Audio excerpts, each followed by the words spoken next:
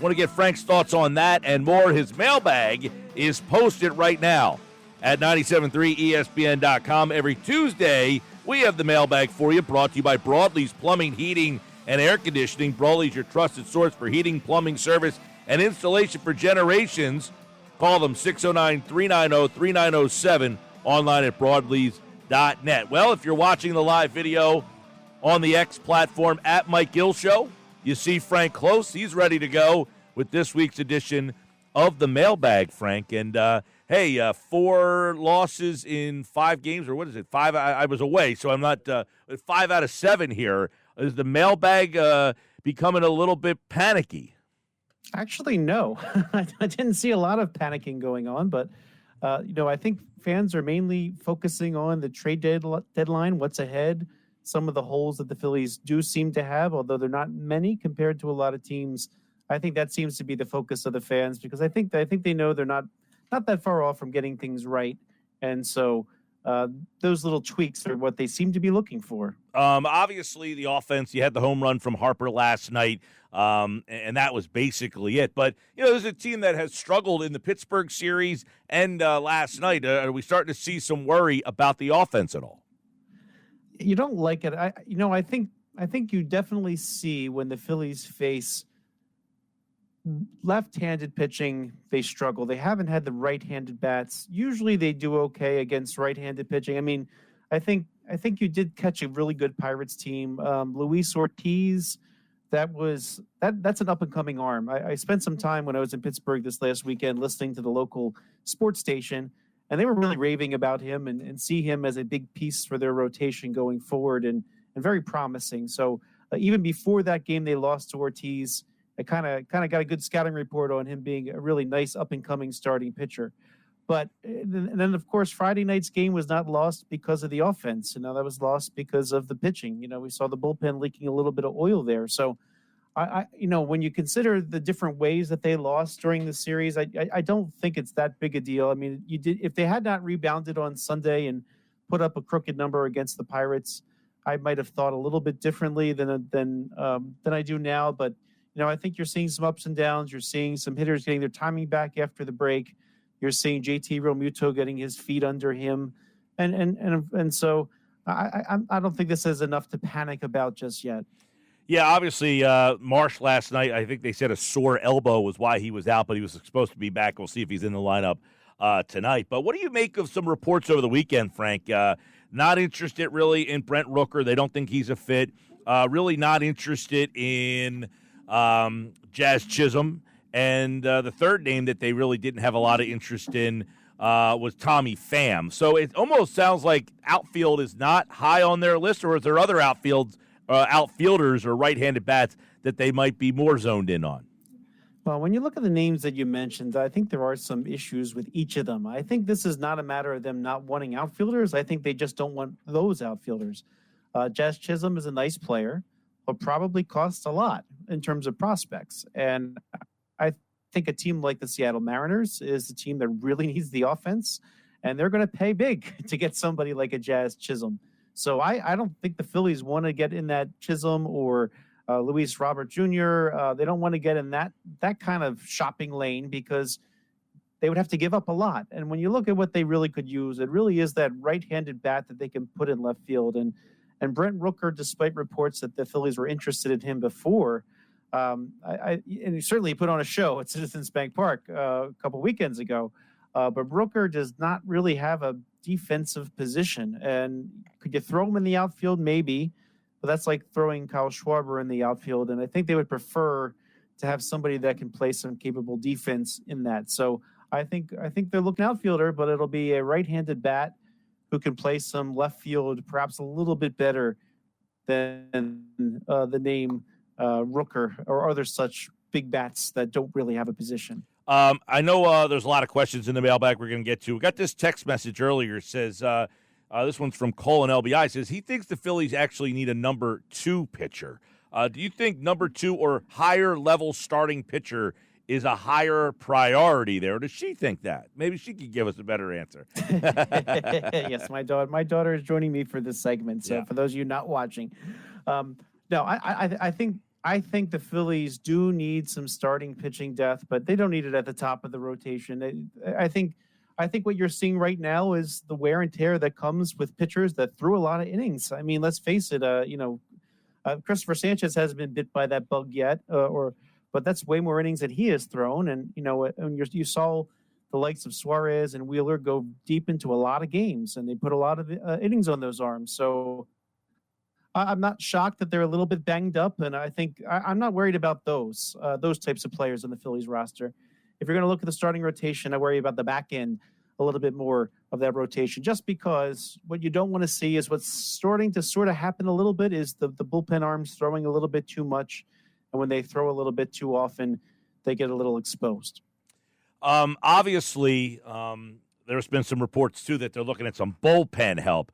I know one of the questions in the mailbag, let's kind of hint on that one a little bit here. We're talking with Frank Klose, 97.3 ESPN. Michael says, how concerned are the Phillies about Jose Alvarado? James wants to know, Frank, what do you think the Phillies need at the deadline? He says, I think they need a bat, a high leverage reliever. So let's kind of mix that all in here. There has been some reports that Tanner Scott would be a name they'd be interested in. Yeah, I think that those reports about Tanner Scott do give some insight. There's some smoke, there's some fire somewhere. And I think the Phillies do want to see some additional left-handed depth in that bullpen. Now, they have Alvarado, who's really struggled lately. If you look at his last 7 appearances, he's had a 9.95 ERA and a 2.37 WHIP. I mean, that's pretty tough to take. And it was a shame because, you can't take a pitcher out until they face 3 batters. And in Pittsburgh on Friday night, from the first pitch, I thought, well, Phillies are losing this game.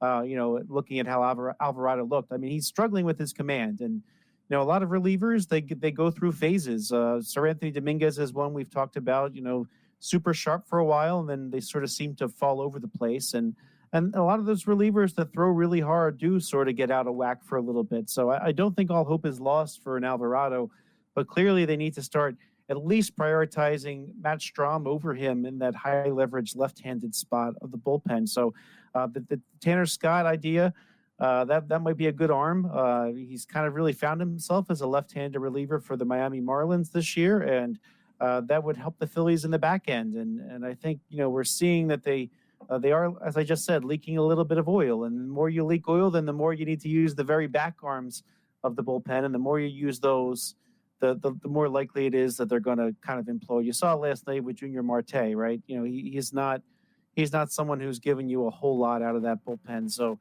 I think you do want to shore up those couple little spots in the bullpen as best as you can, because you don't want to take for granted any outs. And I also want to add too, I didn't write this in the mailbag, but since they changed the trade deadline, there's no more ability to make trades past July 30th, and you used to be able to make those waiver trades. So whatever you have on July 30th at the end of the day, a week from today, that's what you're stuck with for the rest of the year. So extra depth is always good.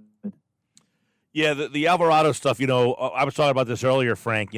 Relief pitchers are so volatile. They're up, they're down. And when the Phillies got him, he was a guy who had a power arm, but was erratic. They sent him to the minors. They tweaked him, and he's become a huge part of their bullpen.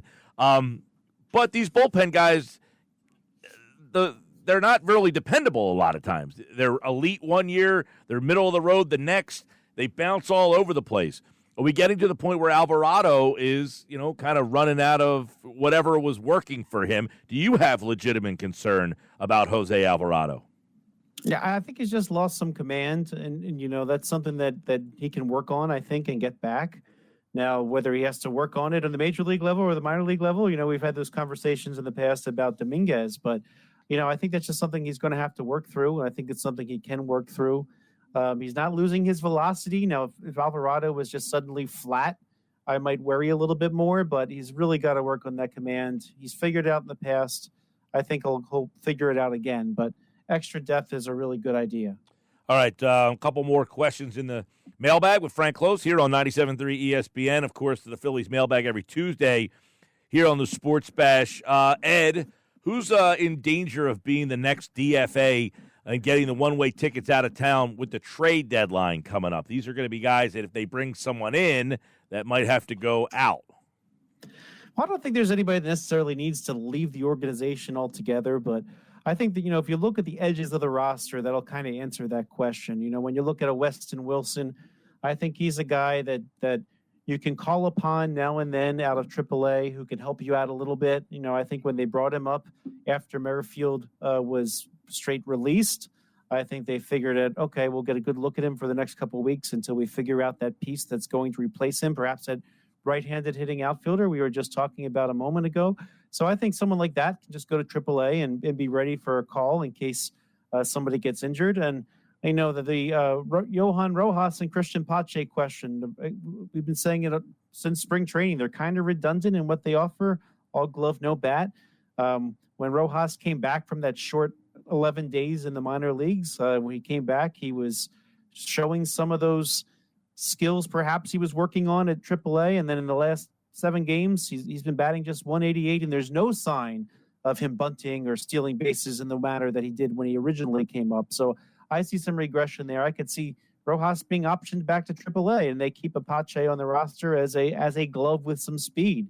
And then that opens up one spot perhaps for somebody who's coming in. I actually think the Phillies could add 2 bench bats if they really wanted to, just to sort of resolve some of those issues there. But I can also see at the same time Pache going back in a trade if they get an outfielder from somebody who just needs a major leaguer to throw in their lineup every day. And then of course you look to the bullpen.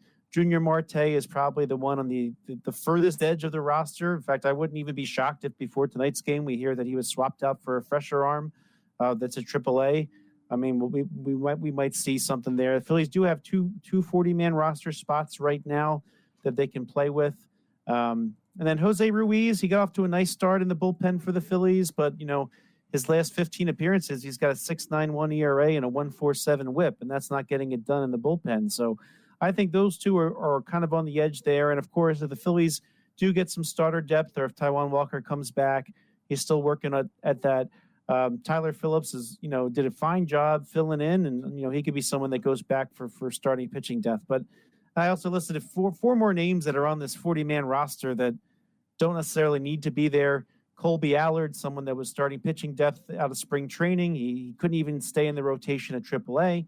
Max Castillo, not pitching well at AAA in the rotation. Nick Nelson seems to have fallen off the face of the earth after a couple appearances this year and one last year. And also Rodolfo Castro, if you remember him, he was acquired last year at the deadline. He's been injured. But the Phillies can put him on the 60-day IL and open up a spot there. So they've got a lot of space to work with. So I don't think they'll try to, DFA anybody, meaning, get them off the 40-man and out of sight. So, but there are definitely some spots on the roster that there is room to add players here, I believe. Well, let me ask you, what is your are the Phillies so tied to Pache that they don't want to lose him? I mean, have they got to the point where they have to start thinking about maybe moving on from him? I mean, how much rope does he have here? I mean, it doesn't seem that the offense is coming around. I know he's a pretty good defensive player. They seemingly have that guy. And it just seems that he's taken up a roster spot and offers not much more than being a defensive replacement level player. Well, your team probably needs that defensive replacement level player. And, he's got the skills to do that. I think if you might have to send Rojas back to AAA, which is a real possibility, then you probably want to keep him around because then you have extra center field depth because, probably that position is going to bat ninth when they're in the lineup and need to play good defense in center field. So I think he's still got some skills that are very, very helpful for a team, even if he is hitting right around the 200 mark. So I think he's somebody that could stick around. And again, if a 26-man roster, he might be number 25 or 26, but he does bring something useful, even though he doesn't hit. And if you're at full strength, he's probably not going to be in the lineup anyway. So we'll see what the Phillies bring in. So what could happen here is, whoever takes on left field, if they're a right-hand hitter that can hit lefties and righties, well, maybe that person starts every day and center field becomes mostly Brandon Marsh, but also a right-handed bat. Whether it be Pache or Rojas. And again, I think Rojas is not necessarily making the case to stay in the major leagues right now. So if he doesn't, then you might need Pache as an extra person on your bench. All right, let's get into a couple other things real quick. The Brandon Marsh, as we know, does not play a lot against left-handers. What about Bryson Stott? What's your read on what's going on at second base? Yeah, that's kind of unfortunate. I mean, he's kind of in that. It's not technically. I don't know. Is it his sophomore year? They always say the sophomore slump. Right. When the league figures out how to pitch against you and you haven't made the adjustments back. I know. I thought of him as a big contact guy. So I tend to think that, like, when we were having this conversation not that long ago about Alec Boehm, I think he's going to snap out of it. I think he's going to go back to making the contact that he's used to making and being a very valuable part of the lineup. And it's kind of a shame because a year ago, he seemed to be riding high on Bryson Stott. He seemed to have claimed that second base spot forever. But I think we need to see a little bit more out of that bat if we're going to see him in the major leagues. So I think they're certainly working on that. And in the meantime, certainly Edmundo Sosa can get some at bats against some of that left-handed pitching in particular, since he bats righty. And he's kind of fallen into that platoon. And what you want to do is maximize every at bat you have, especially now when as a whole the lineup can really use that. So yeah, it'd be really, really helpful if Stott got that back together, because I thought he was somebody that could even lead off for the Phillies team, because ever since they drafted him, he was one of those high contact guys. And I got to think he'll get back to it. It's just a matter of figuring out to adjust those that adjusted to you. Well, I mean, obviously Sosa has been getting those reps at second base, and you wonder, are we just watching a straight platoon?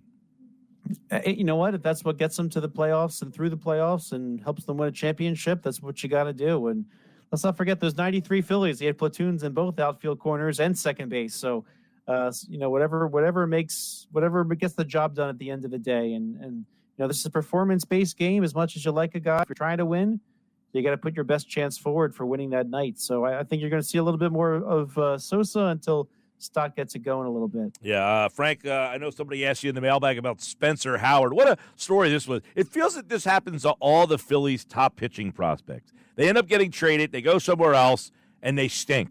I mean, we've seen it with so many guys over the years in trades, going all the way back to the 08 Phillies era, where they kept trading, Trebeck. Trebeck ended up getting hurt. Carrasco, I guess, kind of made it. Later. Much later. Right. Kind of made it. The guy that they sent to Miami for Real Muto, I mean, he flamed out. Sanchez. Yes, it just seems that all of these, and it makes you think, hey, even positional players, Jason Donald, Lou Morrison, Dominic Brown. I mean, we heard so much about Phillies' top prospects. I can't think of one that they have traded away that you are regretful about. Jonathan Singleton. I mean, you could probably name more. Spencer Howard's name was in the mailbag, but it makes you wonder, should you just trade prospects and get proven players? Yeah, there's always that fear that you're going to give up the next big star. And, I always love going back to veteran broadcaster Casey Stern, who's, spent many years on TBS and MLB Network Radio. He always says prospects are cool, but parades are cooler. And I think that he's onto something there. So, you always want to hold on tight to the prospects that you have. And unfortunately, or it depends on your angle here. It could be unfortunate for the team that holds on to prospects that don't make it. It could be fortunate for the one that gets more value in return for them because they're so overvalued. And I think that's just where we're at in the game right now, that everybody needs those young, controllable players in order to make a team work. You just can't. Look at the Phillies. They spent so much money on free agents like Bryce Harper, Trey Turner, JT Realmuto. Well, it was a trade, but they signed him to that free agent deal. The pitching staff, right? The contracts are given out. You got to grow some young talent that won't cost you a lot, that is also good in order to make a playoff run. And so teams are very, very scared to give away their prospects. And it's just, I think that's just where you're at in the game. So that's why I think, right now, your number 5 through 8 prospects probably get the Phillies what they need at the trade deadline. That's why they don't even need to go big after a Jazz Chisholm or Luis Robert Jr. I think they can take advantage of the overvaluation of prospects and get something in here that will win them a championship. Well, with a question like Matt in Sicklerville says, with this conversation, guys, would you give up a Painter to acquire Miller from Oakland? Miller's good. You're not sure what you're going to get from Painter. Yeah, that's very, very true. He is very, very promising. And, I'll put it this way, talk about prospects you've given up. I mean, Kyle Drabeck was the untouchable prospect. You got Roy Halladay back, right? So when you get Roy Halladay, then yeah, you're willing to give that up. Is Mason Miller that elite? Maybe. I wonder. I wonder for Miller if he would end up in a rotation somewhere someday. But yeah, I would at least think about it. But it depends what Oakland wants. I feel like the price for a Mason Miller is so astronomically high. They would want Painter as well as some other top prospects. Yeah, we had Duquette on last week. He mentioned he doesn't think Oakland's going to trade him, essentially because if he ends up that he'll be more valuable to trade next year. Yeah, that's a very, very fair point. And of course, Oakland is running the risk of him flaming out or hurting his arm, like has happened to so many prospects over the years, right? So you might lose some of your value if that happens. So it's a tough tightrope to walk. We've seen some teams hang on to players a little bit too long, and that they thought they might be able to trade for value someday, and it just hasn't worked. So it's if I'm the Athletics, I would consider trading him just because the next 3 years are essentially going to be wasted years. They don't have a place to play, really. I mean, if you look at the Phillies schedule for next year, it says ATH. Everybody was like, where the heck is ATH? Is that like Athens or something? But no, it's they're just putting down Athletics because they literally don't have a home. They're not even going to put a city to their team for the next few years until they land in Las Vegas. So here's the audio from Duquette when he explained why Oakland probably won't trade Miller this year. If I'm Oakland, he still has his rookie status. If he ends up being Rookie of the Year this year, they get a draft pick. With the new rules that have been changed, we saw the Orioles get a draft pick this year for Gunnar Henderson being a Rookie of the Year last year. Same thing with Arizona for Corbin Carroll. So Oakland is sitting there looking at potentially another. That's a really valuable pick. I don't think Oakland can afford to trade him. So basically saying, hey, if he wins the Rookie of the Year because he still has this rookie status, they end up benefiting from that rather than trading him away. They would lose that possibility. So it doesn't sound like it makes a lot of sense for them to even move him. Yeah, unless the team's willing to give up a player equal to that draft pick, which could happen, but which could be Painter, by the way. If I'm not Oakland, I would what I would be doing right now is trying to get as many players that will be under team control and be perhaps good when they finally land in Las Vegas and try. But for right now, as they're splitting next year, when they plan to even split a stadium with a AAA team, I don't think they're going to be trying that hard. All right, Frank Klose, 97.3 ESPN.com. His mailbag is every Tuesday. Download the free mobile app and get the mailbag sent to your phone. And, of course, listen to him right here on the Sports Bash Live on 97.3 ESPN. All right, Frank, thank you, buddy. Thank you, Mike. All right, that's Frank Klose, of course, every Tuesday right here on the Sports Bash Live on 97.3 ESPN, the 97.3 ESPN free mobile app.